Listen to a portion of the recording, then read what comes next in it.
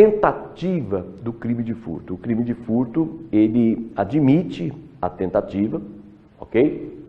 Ele admite a tentativa. Claro, é um crime material, portanto a tentativa é possível. Tem alguma situação, imaginemos o batedor de carteira. Ele enfia a mão no bolso da vítima e a vítima não tem nada no bolso, nem no direito, nem no esquerdo. Isso, a vítima saiu de casa sem um tostão. Nesse caso é crime impossível. Se ele enfia a mão no bolso e a vítima não tem nada em nenhum dos bolsos, nada, saiu de casa sem nenhum tostão, crime impossível, por falta do objeto material. Não existe o objeto material, não existe a coisa. Agora, se ele enfia a mão no bolso direito e a carteira está no bolso esquerdo, daí é tentativa de furto, evidentemente, porque daí existe o objeto material. Ok? Então guarda esse exemplo. Se a vítima não tinha nada em nenhum dos bolsos, crime impossível. Se a carteira estava no bolso direito e ele enfiou a mão no bolso esquerdo, daí é tentativa. Ok? Muito bem. Outra questão interessante também é a questão do monitoramento eletrônico. Muito comum em supermercado, em estabelecimentos. Imaginemos que o agente, ele entra no supermercado, ele está pegando as coisas, mas ele já foi flagrado pela câmera. Ele é flagrado pela câmera de monitoramento. E a câmera fica lá fiscalizando, a câmera de monitoramento fiscalizando, ok? Muito bem. A hora que ele vai passar pelo caixa e ele escondeu aquela mercadoria, ele não passou aquela mercadoria, né? Colocou no bolso, colocou na bolsa, daí ele é preso em flagrante, ok? Então é muito comum isso, né? Aqueles estabelecimentos que têm monitoramento eletrônico. Muito bem. Primeira corrente, crime impossível. Crime impossível porque era impossível para ele consumar o crime. Então, a primeira corrente entende que seria crime impossível. Ok? Mas a posição dominante é que é tentativa de furto. Tá? Tem até uma súmula do STJ, a súmula 567, que diz, a questão de monitoramento eletrônico, isso por si só não é crime impossível, não. Se foi flagrado pelas câmeras, por si só não é crime impossível. Ok? Isso é tentativa. Então, a jurisprudência enquadra como tentativa. A tese do crime impossível é difícil pegar porque não houve flagrante provocado. Flagrante provocado é aquele que o agente é induzido a realizar a ação criminosa. Esse é o primeiro requisito do flagrante provocado. O agente é induzido a realizar a ação criminosa. Ele não foi induzido a realizar a ação criminosa. O flagrante provocado exige dois requisitos. Primeiro, o agente tem que ser induzido a realizar a conduta. E o segundo, providências que tornam impossível a consumação. Ok? Pode até ter tido esse segundo requisito, providências que tornaram impossível a consumação. Mas não teve o primeiro. O primeiro requisito é importantíssimo. O agente tem que ser induzido a realizar a conduta criminosa. Ele não foi induzido. Ele praticou a subtração por iniciativa própria. Ele praticou a subtração por iniciativa própria. Então, o flagrante provocado exige dois requisitos. Primeiro, o agente é induzido a realizar a conduta. E segundo, providências que impedem a consumação, que tornam impossível a consumação. Mas precisa ter os dois. No caso, o estabelecimento tomou providências para impedir a consumação. Mas não teve o primeiro requisito, que é o agente ser induzido a realizar a conduta criminosa.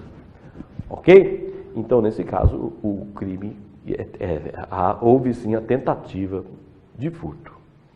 Ok? Muito bem. Então, a tentativa vai ocorrer, portanto, a tentativa, só para deixar claro, ocorre a tentativa quando o agente não inicia a remoção da coisa por circunstâncias alheias à sua vontade. Então, a tentativa é quando ele não inicia a remoção. A remoção quando ele saiu, vamos dizer, saiu com o bem longe da vítima, né, fora do estabelecimento. Né? Tentativa, então, quando ele não inicia a remoção por circunstâncias alheias à vontade do agente. Porque o furto se consuma com a remoção. Quando ele remove o bem, quando inicia a remoção do bem. Então, por exemplo, se furta num supermercado, o crime vai se consumar quando ele inicia a remoção para fora do supermercado. Tá? Quando ele põe o pé para fora do supermercado, iniciando a remoção, o furto se consumaria. Se ele furta um bem dentro da casa, se consuma quando inicia a remoção fora da casa. Salvo aquele caso da empregada que engole a joia, que põe a joia dentro das roupas, que lá se consuma dentro da casa, ok? Mas o furto se consuma quando inicia a remoção, ok? Fora do local onde a coisa se encontrava. A tentativa ocorre quando este início da remoção não ocorre por circunstâncias alheias à vontade do agente, ok? Muito bem. Aqui é importante também a questão de distinguir atos preparatórios de atos executórios. Porque o ato preparatório é fato atípico. Ato preparatório nem tentativa há. Ato executório é tentativa. Então vocês têm que saber a diferença entre ato preparatório e ato executório. Porque o ato preparatório, fato atípico. Ato executório é tentativa. Ok?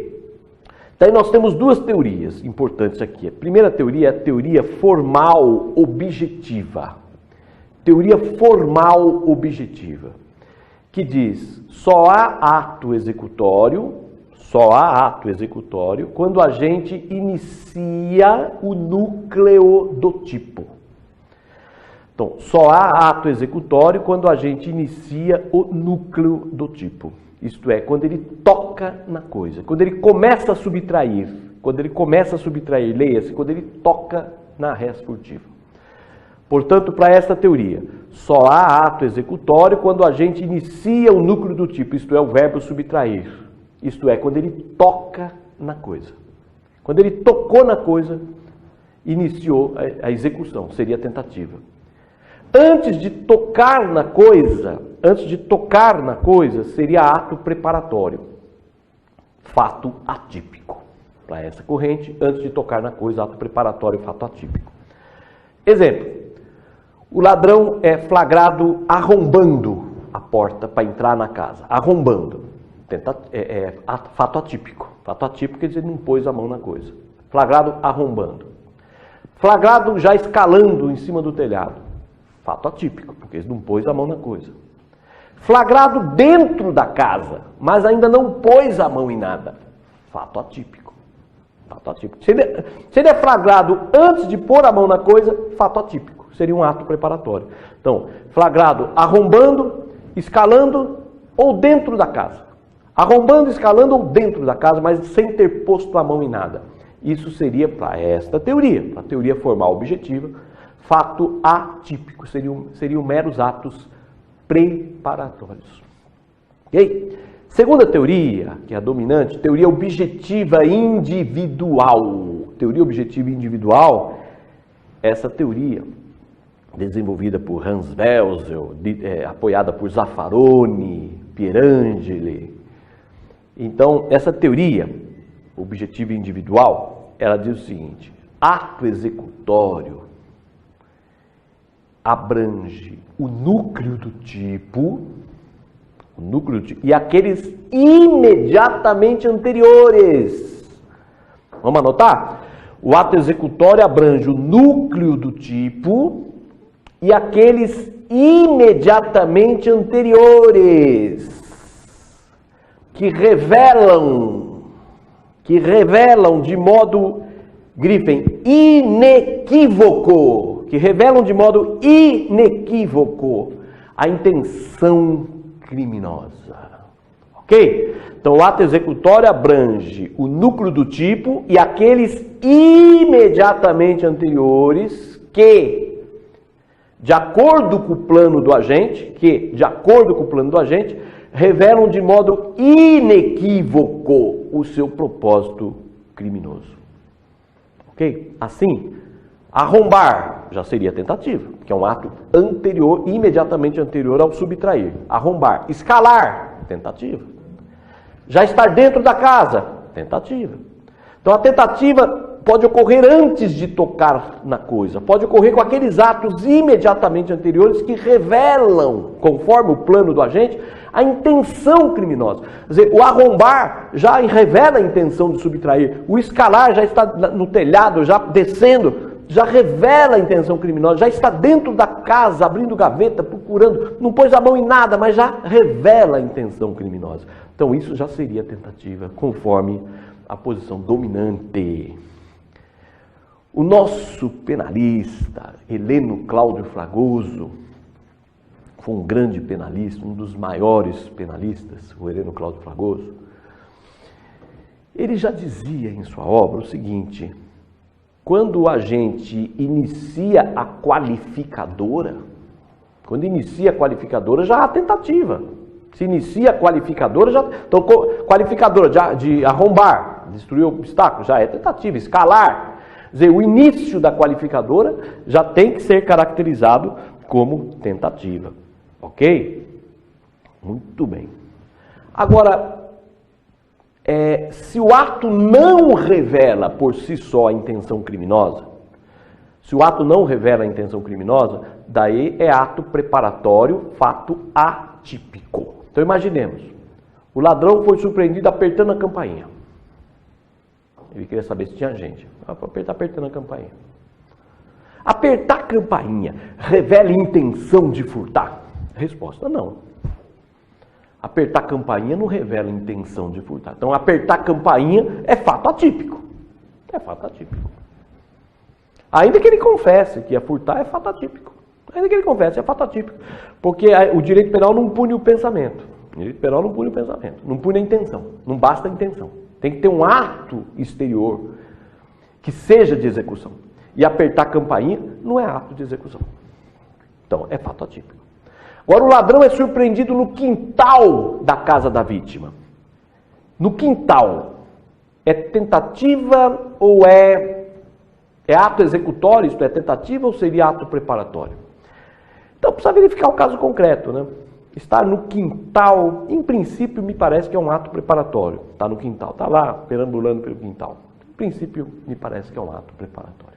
Parece que é fato atípico.